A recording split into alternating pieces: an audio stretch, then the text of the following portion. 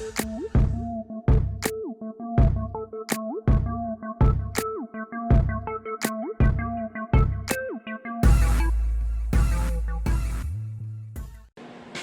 the project for the day, weld this back together.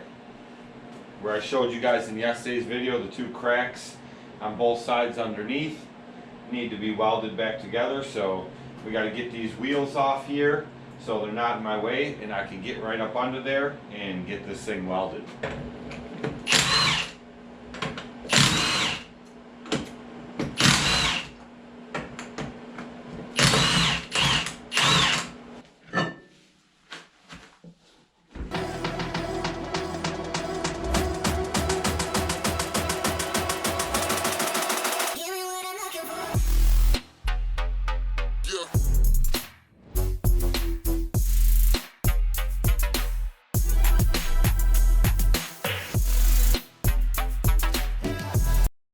Now some of you have asked, so I'm going to tell you now, I'm not really 100% sure why they cracked right there on both sides, but this is what I attribute it to.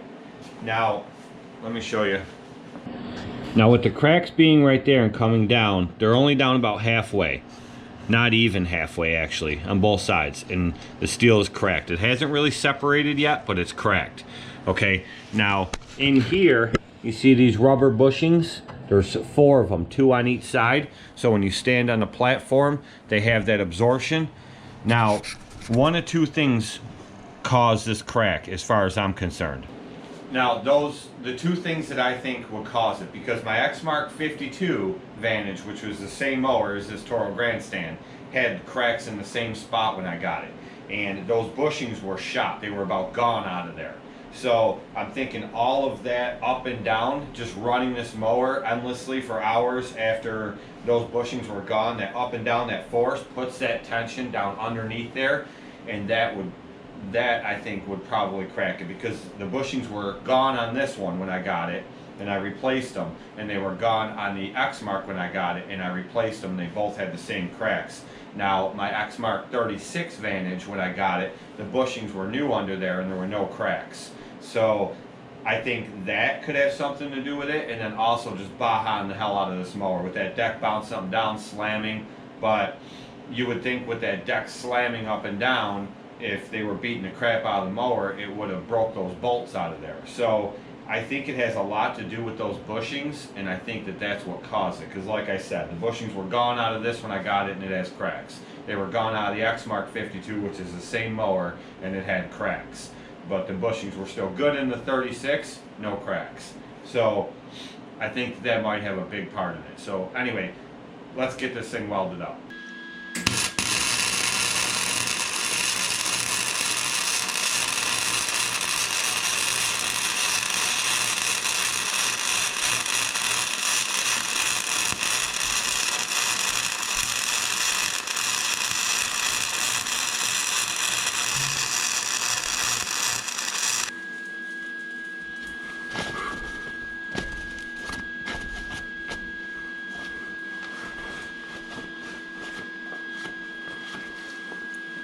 Had a little fire going there.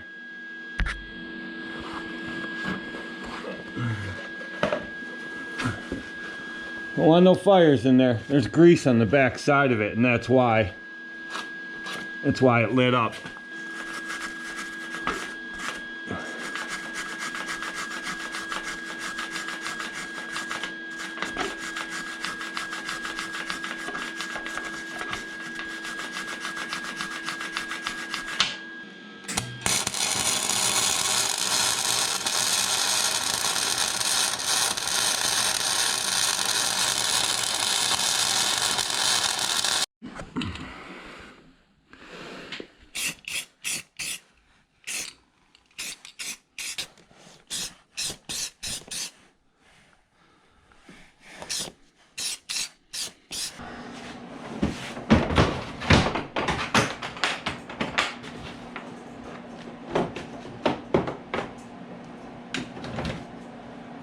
Now, as far as greasing goes, I know not everybody has one of these Milwaukee grease guns.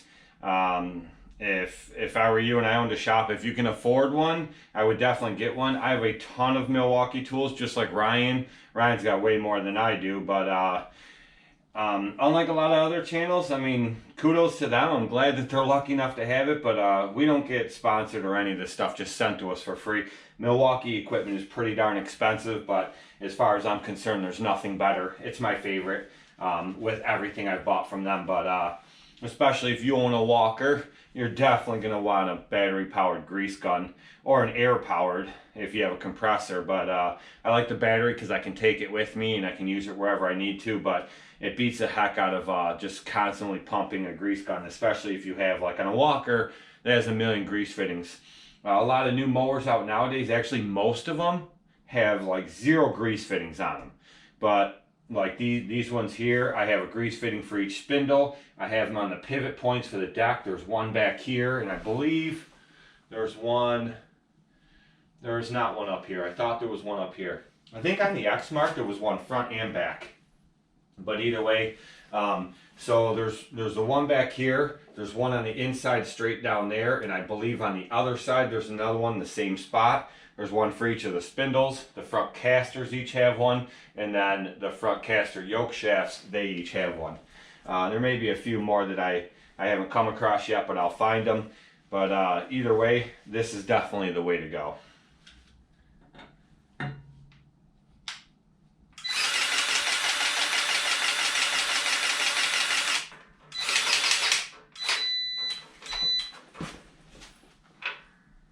Okay, so let me show you something. And I figured this was going to happen because, like I said, I know the guy before me was not big on maintenance. So when I was greasing this one here, the grease gun literally stopped. It wouldn't let me pump any more grease into there, and when I pulled the head off, it looked like this. That means that grease fitting is not accepting grease. So usually what happens is they get grease put into them, and then they never get greased again, and just non-stop use. The grease hardens up in there, and it turns like rock hard, and it keeps any more grease from going in there. A lot of times you have to pull this whole thing apart, clean it all out, put it back together, and then grease them. Sometimes you can just heat these up, take the grease fitting out and heat these up, and it liquefies it and gets rid of that, so then you can grease it. The problem with that is you know you heat it up and you ruin the paint, but that's another way to do it. But I notice, like, when I have this deck all the way up and I go to put it down, it only goes down so far. And then I come over here and I step down on the deck and it'll go down the rest of the way. That means it's binding up. It won't go down. It's being restricted, and it's because of these. That grease is hardened up in there and it won't allow it to just move freely up and down.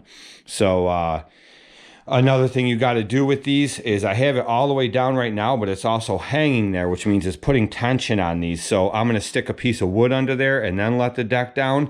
That way these will move more freely, and they don't have tension on them, which sometimes that's the reason they won't accept grease either. So I'm going to try that now, and hopefully that's all it is and I don't have to take this thing apart.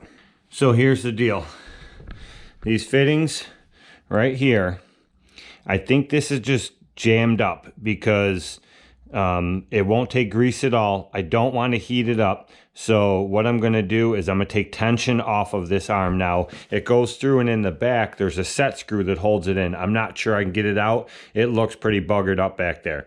So what I'm going to do is I'm going to pull the tension off this arm, and then I'm going to pull that grease fitting out, and I'm going to see if I can get this thing to move freely, and then see if I can get it to take any grease. So what I'm going to do is I'm going to loosen that bolt so I can pull this bolt right out and take this spring right off here so there's no more tension on it. I thought just by putting a board under the deck, I could loosen up the tension on this arm. It does loosen up tension and everything else, but it's not loosening this up. Maybe I'm just doing it wrong, who knows? But anyway, so I took a measurement from the inside of this lip here down to the top of this nut where it goes in the spring. So I know exactly what my measurement is. I measured it both sides, so when I put it back together, I can put it back together exactly the same.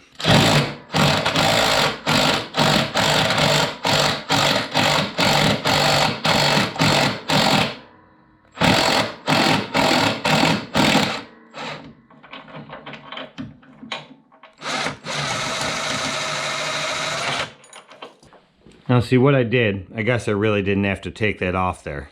I could have just pulled this grease fitting out, but I don't know, you probably can't see that. You can kind of see a hole in there now. I took a pick and I started prying that out of there. This is so packed in here and it's hard as a rock, so grease is not even going to pass through here. It's also not going to pass through here because I'm hitting some of that grease now and it's packed in there. So I'll show you how I take care of that. So I just take that pan, stick it under there, and I spray brake clean in here. And it'll eat all of that nasty crap out of there. And the reason I use brake clean is because brake clean will dry. It'll dry up. So if I used anything else and it stayed liquidy in there, what'll end up happening is it'll just deteriorate the grease, the new grease that I pump in there. You can see the chunks of it coming out already. Maybe you can, I don't know.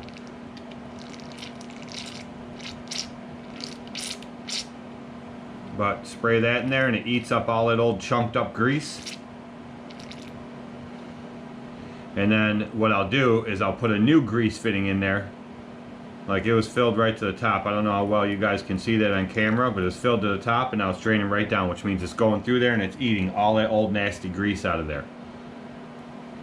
And then I'll put a new grease fitting in it and it should take grease no problem. But this is a process. You spray it in there and you let it drain down, you spray it again, you do it a few times, and then you let it sit for a little bit and let it dry. Make sure all that brake clean is dried up in there, so it's not a pool of it sitting in there. And then you put your new grease fitting in, and away you go. Now I'll show you exactly what I mean. Here is, if you can see, here's the grease fitting I took out of there. See how the end is plugged? Here's the new one. See how it's wide open? That's the problem. So it hardened up and packed up in this one that was on there, and this new one right here is nice and wide open, so grease can pass through it and go into whatever it is you're trying to grease. So this one that is packed solid right there won't let any grease pass, but it doesn't matter really because the arm that I'm trying to pump grease into is the same way. So you got to get all that stuff out of there, otherwise it's not going to accept new grease. Now just to make sure any little bit of residual left in there, I take one of these blow guns with that tip. It's made for like blowing up footballs, basketballs, stuff like that. And I blow the residual out of there to make sure there's nothing left in there.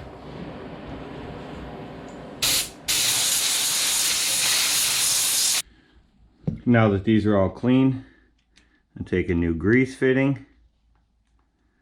And you want to be careful with these because they're easy to strip out. So make sure you get the right size. Screw it in a couple threads by hand. And then use a socket or a wrench to screw it in the rest of the way. And like I said, go easy. Once it's snug, leave it. They don't have to be torqued in there or anything like that. And it's what do I got here, 8mm socket, so it doesn't have to be torqued or anything like that. And now this thing should accept grease.